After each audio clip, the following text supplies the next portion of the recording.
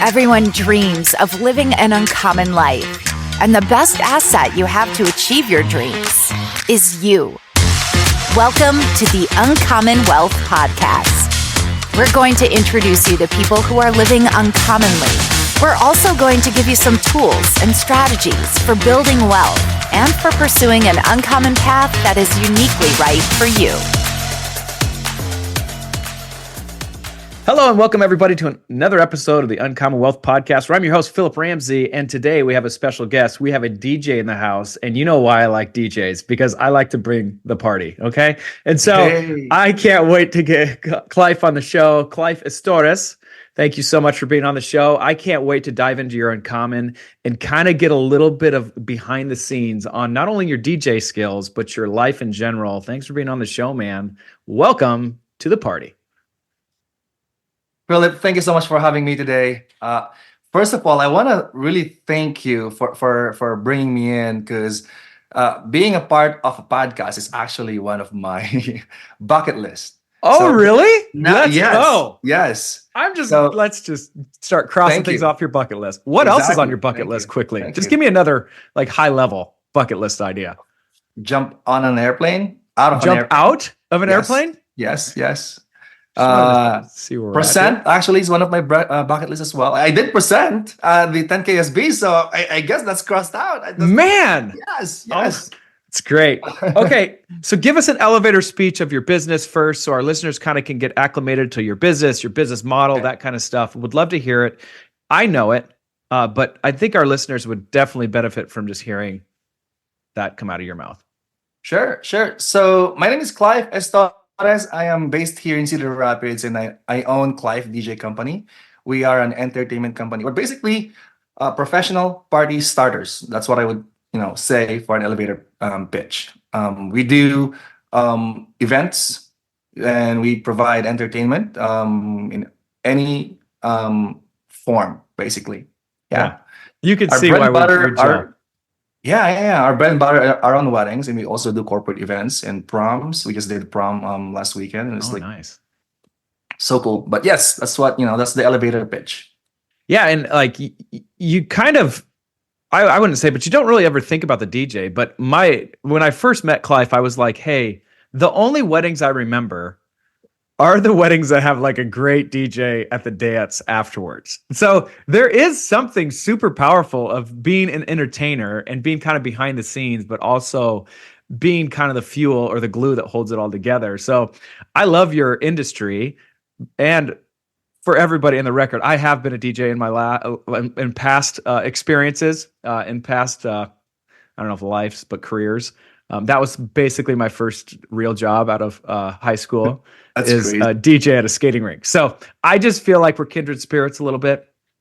But tell us a little bit how you got into the industry, what prompted you. Oh man, there's so many questions. I just need to stop there. Sure. You answer. Do you want the long story or the EEC form? Give me the long story. Okay, so it started really when I was in high school back in the Philippines. Actually, I was I put together the very first band competition in my school. That was my legacy in my high school. And when I came to the US, it was hard for me to kind of make friends in Iowa, really, because I couldn't find anybody in the same age group that are, that are not in college at the time. And it was just hard for me to connect with my community.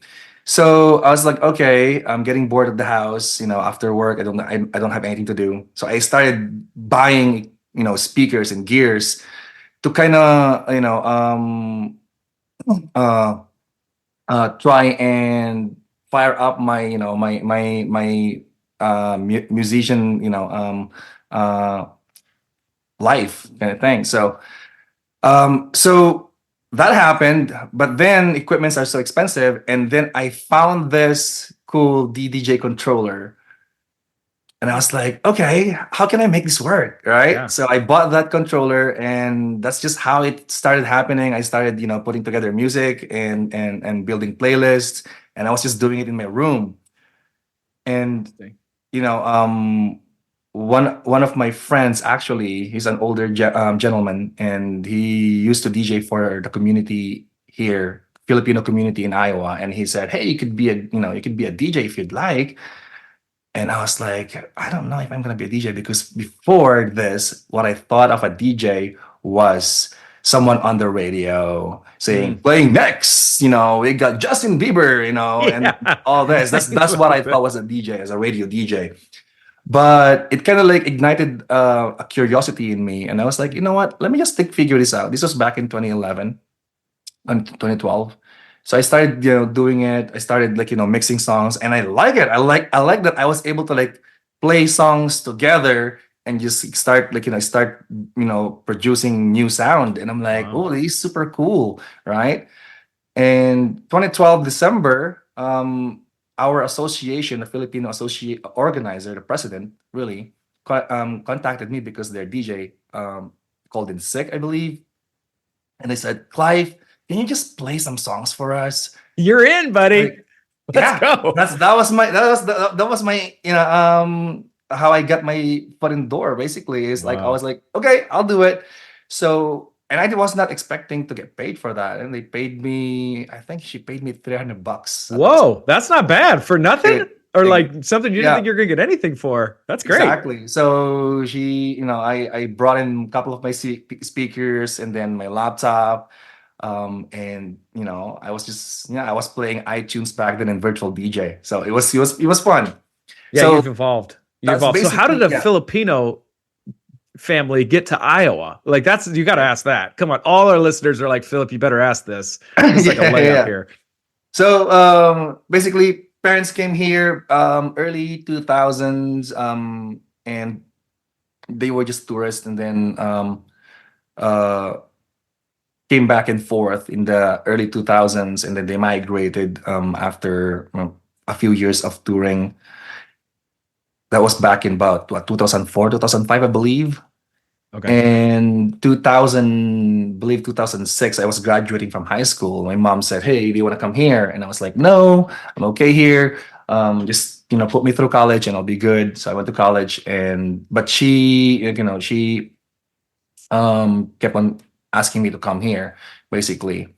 And I actually went to the Marine Academy in the Philippines. Oh, really? So yeah, I was a cadet, for a year. This was back in Wow. 2009. Life. And I sent her a photo of me with a uniform on, Yeah. and I was so dark because in the Philippines they would Yeah. put you under the sun for the whole day. And she could not recognize me, and she was like, "Oh my gosh, like, you need to come Who here." are you? Yes. So she forced me to come here. I'm like, okay, you know what? Okay, I'll come. So they basically petitioned me here, and they were in Iowa because that's where they found job, I guess. Okay.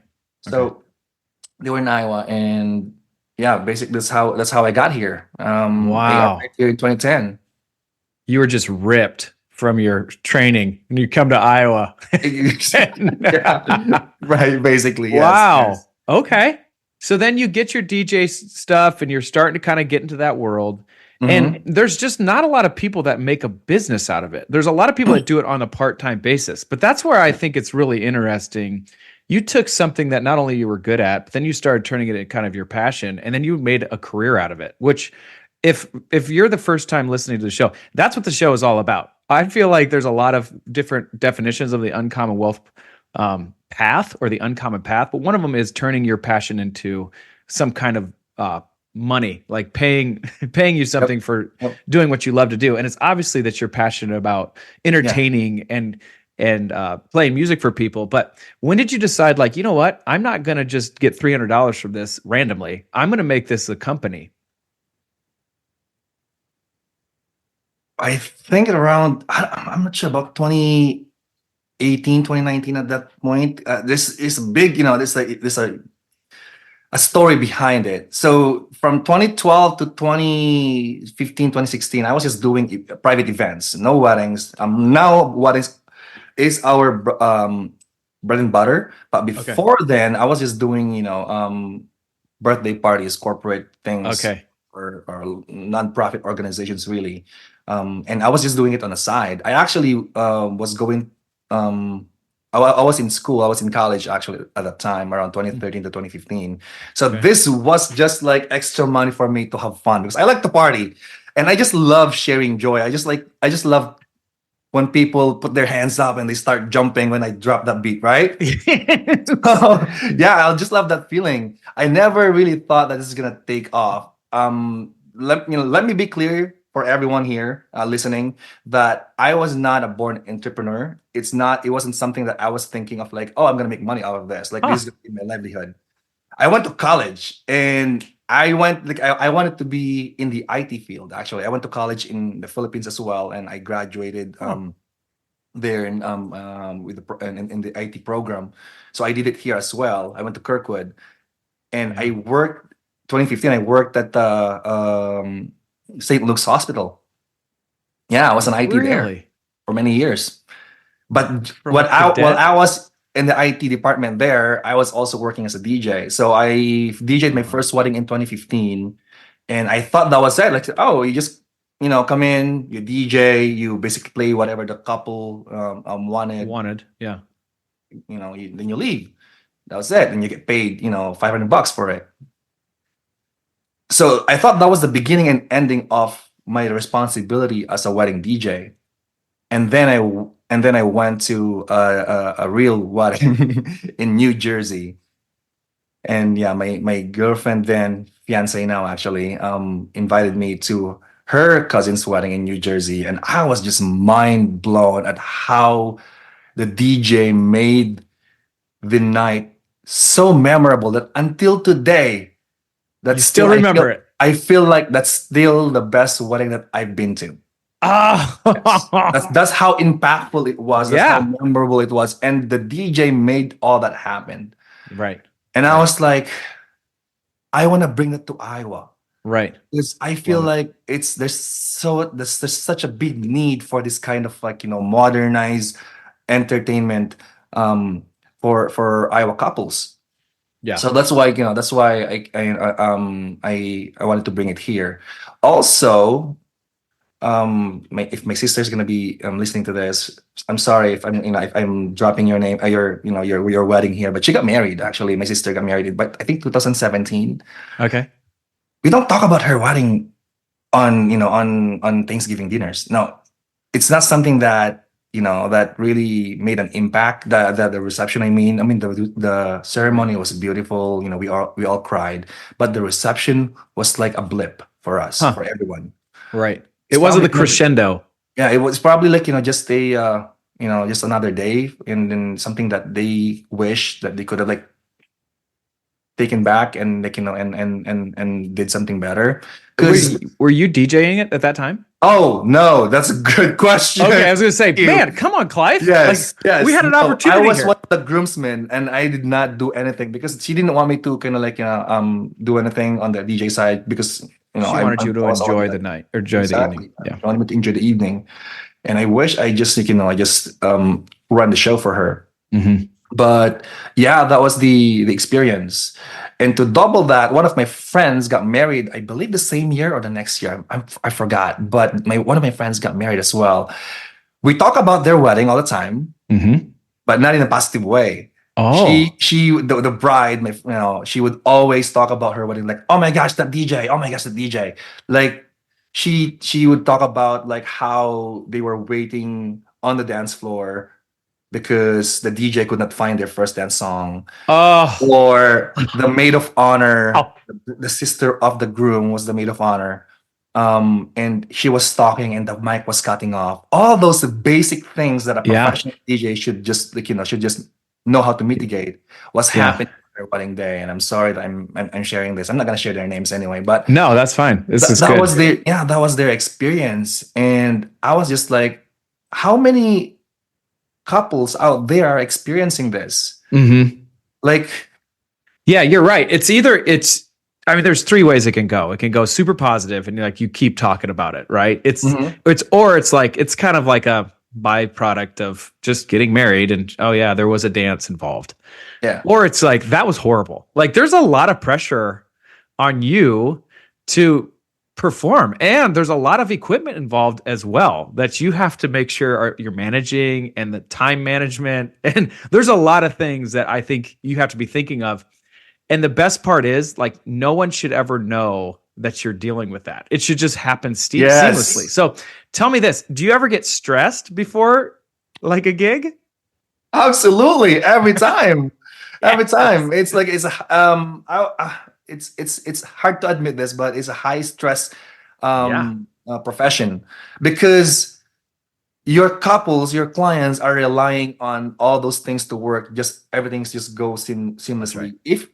If a couple, if a bride, comes to you and like, oh my gosh, like, when is this happening? Why is this not working? That means that you failed on your job. Yeah, right. If your couple is still planning their wedding on the day of the wedding, that means you fail at your job as the DJ, as the host of the event. Wow. So that is the main thing where, like, I have a one job for my couples, like, hey, your job on your wedding day is to enjoy the night and just sit back, relax, and just like watch it as it unfolds. Right. I think that was interesting when we talked, just the emphasis that you put on before the actual event. Hey, I want to talk. I want to get to know you. I want to understand what you like, what you don't like. I thought that was really uncommon. So kudos to you. Tell us this. I'd love to hear, has there ever been like a horror story where you're like, wait, the power went out? Or have you had any of those? Oh, tell me. Yeah. You got to talk Well, about you said power, so I'm going to talk about power. I had a wedding last year, actually. It was a disco wedding. Disco meaning they wanted like the 70s, like everything was like so planned. But there was a lot of moving parts. There was an LED dance floor that we provided. Ooh. We had like, big production, CO2s, fireworks, a lot of those things happening, right? But the venue was not set up properly to handle that amount of power, at one time. Because venues, they don't really think about like how much power can this outlet handle at one point, or like separate those breakers and whatnot, right? So during the toast and speeches, everything is shut off. Clife, I'm getting clammy. I'm getting clammy for you. Yeah. So now I am nervous, because that is the most important piece of the reception. Good thing it did not happen during ceremony. The ceremony was outside, so everything was wireless on our end. We took care of that. But the reception, I believe it was the son of no. Actually, it was the maid of honor who was speaking at the time, and she was like, it was heartfelt. She was just about to get to the good part, and then everything shuts. Not the lights, but just the speakers, the light, not the venue lights, but our lights, our speakers, everything.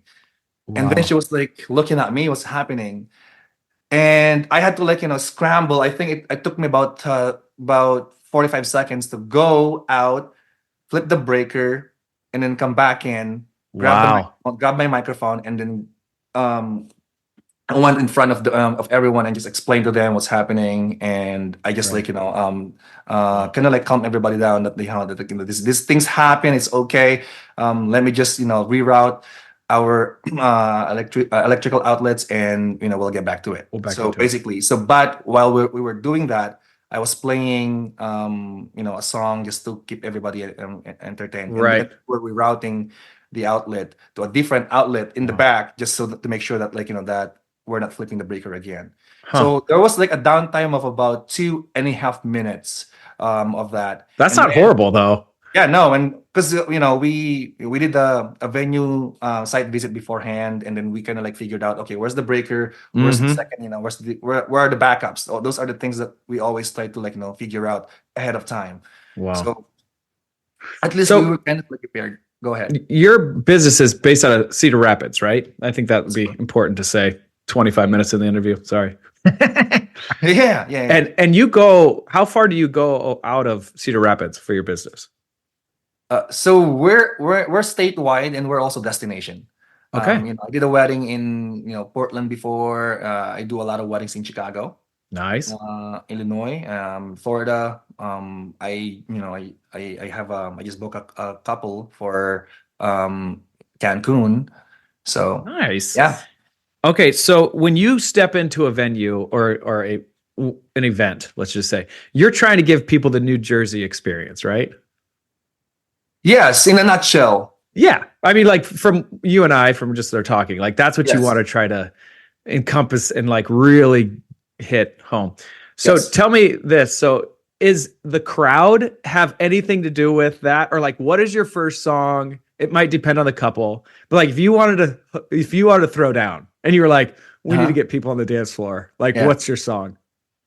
I would go with the dance music, dance EDM music, like Pitbull or BB Rexa. Okay. I'm good. That kind of like music on the 128 BPM. Right.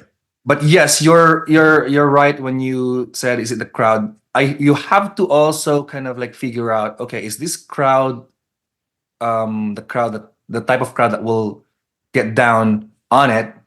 See what I did there? Oh yeah. I get it. That will get down on it from the very beginning, or are they the kind of the crowd where, oh, I'm just gonna go to the bar first and then get a couple of drinks? Yeah. And Let's talk about that.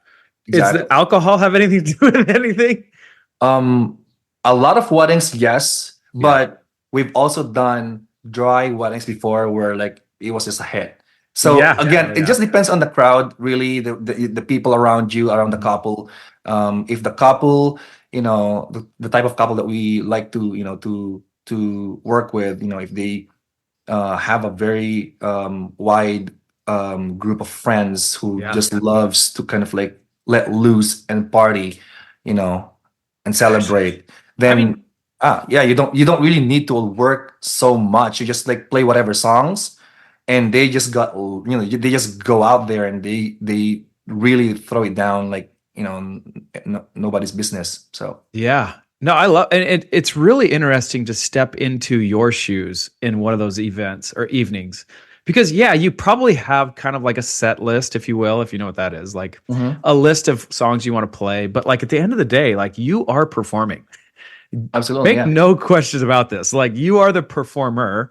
The difference is like the people out on the dance floor are the people who are performing ish, like they're the ones you're trying to have a good time, but you still have to perform. So if that song didn't go well, then you probably just mix out a new one. Like there's just a lot of pressure. Absolutely. Dude, I hear you. I'm right there with you, buddy. Here's a funny thing, Philip. So you're right.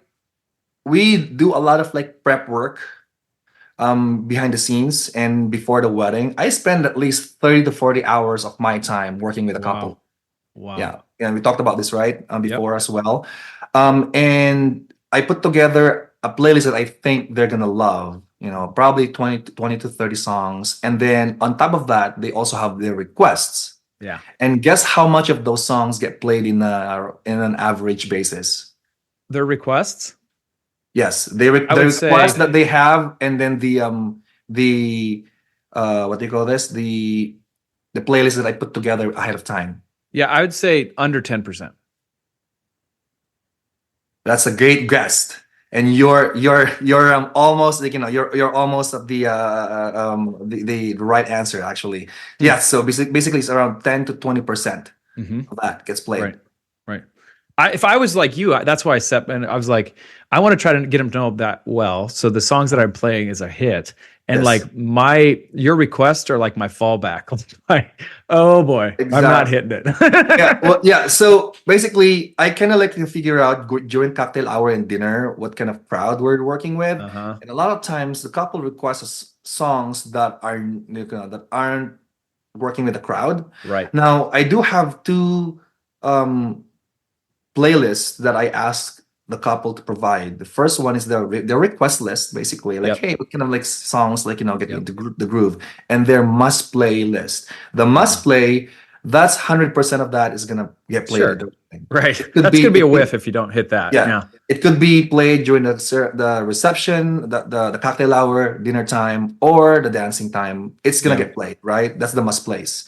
I give them about 10 to 20 songs for their must plays. Usually, and on average, couples would provide me about 5 must plays, and usually those must plays are like their grandparents' song or the song that they remember when they first met. Those kind of sure.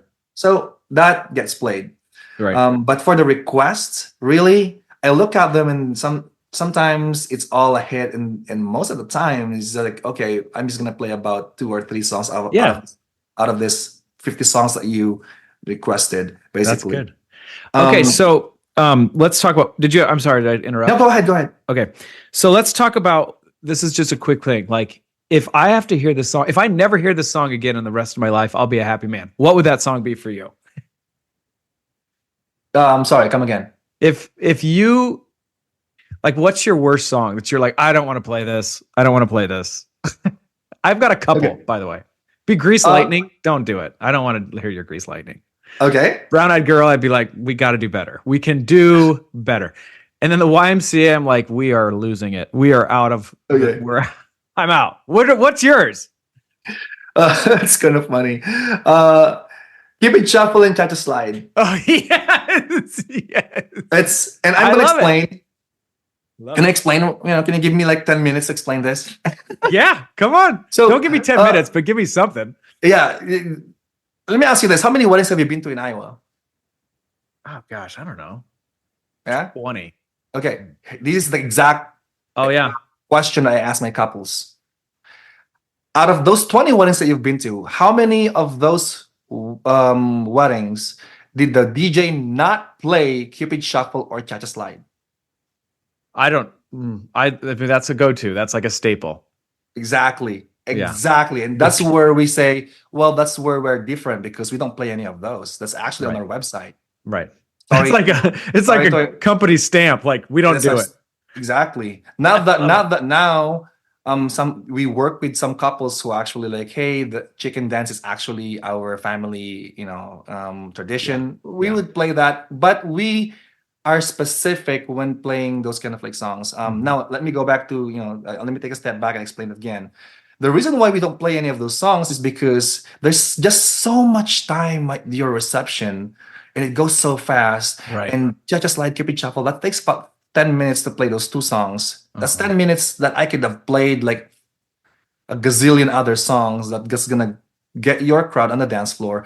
And if one of your guests or even 10 of your guests request a Cha-Cha Slide, they're still gonna be hearing that on the next wedding that they attend to. Yeah, I want right. your We'll wedding see you to be next time. memorable in a different way. Yeah. Yeah. Right. I like that's that, why man. I appreciate that's that. where that's how we differentiate our service. This is now going kind of behind the scenes a little bit. Two things I want to talk about. How do you protect your ears? Like, this is a real thing that I think you have to be mindful of. Yes. Because every industry, like even massage therapy or like, there always seems to be a downside to the repetition. For like mine, it'd be like sitting at a desk all day. Like, I don't know. But like for you, that's a real issue. So do you think about that? Do you have your team? What do you talk? 100%. We that's in the back of my mind, and that's why I need to talk to Jake. Oh yeah. For this, Jake is the another cohort member in our group that has the ear clinic, right? Yep. That is something that is a problem in our industry, where after a few years, DJs tend to like have ringing in their ears. We start to lose hearing after a few years because of that. Constant banging, every weekend. I used to use earplugs, but since they are not custom made for me, some earplugs hurt my ears. Some muffle a lot of the important sound that I need from my earphones, so I could not use them. Right now I am thinking of, like I said, I want to visit Jake and figuring out a way to kind of like have a custom made earplugs for me, so that I can still hear the sound of the song I'm mixing in through my headphones. Right. But just canceling out those dangerous frequencies that can hurt my ears. Yeah. No, I think that's wise. Yeah. So let's talk about this is my second question about the business. How do you scale a DJ business? That's both of our questions. That's really like I said earlier, I am not, I was not an entrepreneur coming to this. It's kind of a funny question, because I also learned that most of the DJs that I actually met did not become DJ company owners because they were entrepreneurs. Right. We are all just a bunch of of creatives, that love music, that love to put out amazing shows, Mhm. and started to build a business out of that. So I'm still learning really to kind of like, how do I scale this? And right now I can only do one event a day, right? Mhm. So the way to scale this really is to hire new people and train them. Um, it is hard to hire and train people because it's a skill, it's a talent that needs to be honed over Mhm. the years. Mhm. So while I am training new people right now, currently the way we do things is I am actually bringing in DJs from out of town, out of the state, to help me provide amazing service to our clients. Because when they come to Clife DJ Co, they know that they're in, they know that they are in good hands. Mhm. So Yeah, there's a reputation that you want to uphold. absolutely, Yeah, yes, so I think that's good. Okay, so you and I did meet at the Goldman Sachs 10,000 Small Businesses, yeah. which was great. And one of the challenges that they had us do is focus on a growth opportunity. What's our big growth opportunity that we want to focus on? And I Oh, thought you had a really good one. So I'd love you just to share. That's yes, also going to bring revenue right to the bottom line. So, what absolutely. was your growth opportunity from the 10,000 businesses? Wonderful. So our growth opportunity is to expand our photo booth division and have its own separate entity Mhm.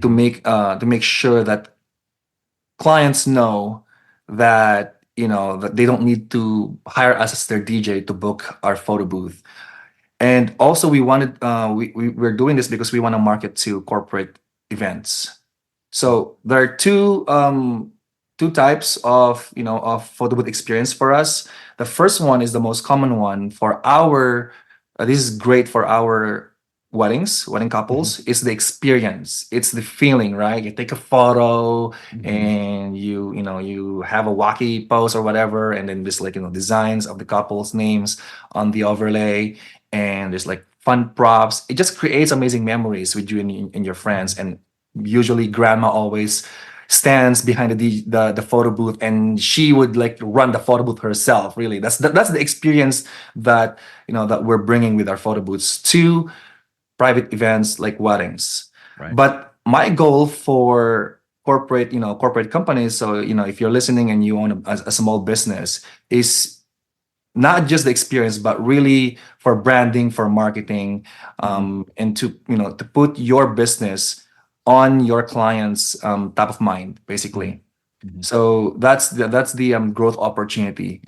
We call it activations in the corporate world. So Mhm. if we're working with DMCs, then that's like that's a very very popular word that Yeah, they would know. that's great. Yeah. Okay, so let's talk about so you're recently engaged. Congrats, man. Thank That's you. awesome. Yes. So let's talk about your support system. I mean, you're obviously your parents have been a huge support for you, but who Yeah. has been your community? Talk about your fiance. How does she support you now? Because something I've learned in this podcasting for quite some time is it's if without people's community, they wouldn't be where they're at today. So I love to Oh, give people on the show just a little bit of opportunity just to talk about that and kind of give kudos and thank them because like without my wife, we would not be here today. True story. that's true. That's true. And you and me both. I want to say my fiance has been a tremendous support for me. She's been there since day one, Mm, really. And I cannot, I cannot fathom how much I appreciate her. She's such a good mom. mm. We have three kids, Oh, that's and being a awesome. DJ and having kids is doesn't match really, because Yeah, you're that's a whole always nother out on the lifestyle. weekends in Yeah. the summertime, and when Hmm. it's the busiest season for us, Good and point. they don't have school. So I rarely spend time. I should not be saying this, but before, when I was still starting my company, I rarely had time for them. And I Hmm. gotta give kudos to my fiance Kay, because she's so amazing at making them understand that, like, hey, dad's busy right now, I'll take care of you. So she's super great. So I'm so blessed to have her in my life. Hmm. And I'm so blessed to have our kids, very understanding, Yeah. in the uh type of work that I am in. So actually, it's also super cool because I got to perform at a festival in Des Moines a few years ago actually. Nice. And my 7-year old then is 10 years old now. So it's been 3 years ago. He said he saw me on stage and he said, "Dad, you're my hero." Oh, come on. Yeah, That's great, man. until today, and whenever he talks to his That's friends, great. like he would say, "Oh, my dad's like, my dad is a DJ and he's a celebrity." He would say, He sure is. and He I'm sure not is. kidding you. There was one time, his friend like came to me and said, "Hey, can I have your autograph?" I don't know why. He doesn't even know me. But That's great. Well, I mean, kids observe. They observe, and this is like really formative in their childhood, right? Like yeah, you are running a business and they get to see that. So just think about the legacy that you're creating just by yes, pouring into a business. And I think when we first met, you were like, "Yep, I have a fiance. She's the love of my life." And I was like, "Oh yeah, like we're going to be fine. We're going to be friends here." But Thank I you. remember you Yes, talking yes. about her. So, okay, what would be one thing that you would tell your like younger self now that you know what you know now? What would you tell? What would piece of advice you'd give? Um, Learn how to run a business. Okay. Okay. That's the first thing, because if you are passionate about one thing, it's gonna go, it's gonna go in one direction. It's gonna go into building a business. Mm, That's how it's gonna go, mm, really. right. And also, that's one thing, but the biggest thing is probably surround yourself with people that you wanna be Mm, when you grow up. that's good. That's probably the biggest advice, because in my early 20s, I love my friends. I love the friends that I hang out with in my early 20s. They're amazing people. But, um, if you want to grow, you know, yourself, if you want to see growth in yourself and if you want to excel in life, I think putting yourself in the groups of like amazing people, that Yeah. really helps tremendously. Like for me, when I became, a business owner, I just put myself in the tables, like, of people who actually talk about businesses, who actually have something Mm, that I'm like, I want to be like that. I want to be you. How can I be you? It's just simply asking, how can I be you? yeah. And not being afraid of it, of Right. asking that. Yeah. Like, They it say opened a lot that of doors. I say like mentorship is a cheat code of life, asking that. Yes. And like you tell me the 5 closest people that you hang around with, I'll tell you your future. It's kind of one of those things that I've heard that I'm like, that's very wise. I think I was there's a gonna lot say of that. wisdom involved with that. So I think that's great 100%. advice. So here's the deal. I just think you're the best. I'm grateful that you not only get to just do what you're passionate about, be an influence to your children, but you also get to impact a lot of people just every time you get hired for a wedding or an event. And I would say, I want your future just to go skyrocket. I hope the photo booth stuff all goes well, which I know it will. Just because of your heart and your intentionality with every one of your clients, I think that they're blessed to have you and your experience, and the fact that you take so much like time and really want to make it something like for them a memorable experience is like, okay, Mhm. just take my money, let's go have a great Yeah, experience, yeah, and you'll yeah. do that. So, okay, if you guys are listening and you're like, well, this is interesting, I wish he would have asked this, or have any feedback for me, I love it. We do have a feedback line. Or if you know of an uncommon person that we should interview, we have that too. Here's the number: 515-446-8158. 515-446-8158. Thank you so much for being on the show, Clife. I appreciate you. You're uncommon, man. And I just am excited to see what part of your future. I'm excited to be like a front row of this. So thank you for being on the show. And you've been listening to the Uncommon Wealth Podcast. I've been your host, Philip Ramsey. Until next time, go be uncommon and get your party on. That's all for this episode, brought to you by Uncommon Wealth Partners. Be sure to visit uncommonwealth.com to learn more about our services. Don't miss an episode as we introduce you to inspiring people who are actively pursuing an uncommon life.